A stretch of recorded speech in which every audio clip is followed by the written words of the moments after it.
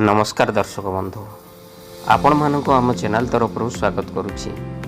वर्तमान समय कोविड संक्रमण को आखि आगे रखी सरकार लॉकडाउन अवधि को आसंता जून 1 तारिख सकाळ 5टा पर्यंत बढ़ाई। मुख्य शासन सचिव गुरुत्वपूर्ण सूचना अनुसार सोमवार और शुक्रवार लॉकडाउन सहित प्रत्येक शनिवार और रविवार पूर्व परि शटडाउन रही। यह होची राज्यर द्वितीय लॉकडाउन, किंतु एथर किछि नियम रे परिवर्तन होईछि।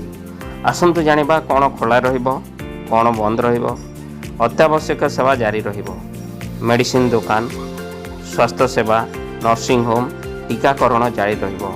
अग्निशम सेवा, पुलिस, पेट्रोल पंप, विद्युत सरबराह, एलपीजी, क्षीर, कृषि सामग्री। एबे जानिबा कोन सब बंद रहिबो। Salon, spa, beauty parlour, serial और चलचित्र शूटिंग, बस चलाचल, cinema hall, market complex, park, मंदिर, स्कूल और कॉलेज, सरकारी और बेसरकारी ऑफिस रे सर्वनिम्न कर्मचारी रे काम हेबो। विवाह रे मात्र 25 जन, किंतु विवाह भोजीर आयोजन करि पारिबेनी। व्रत, जन्मदिन, शुद्धि क्रिया रे 20 जन को अनुमति।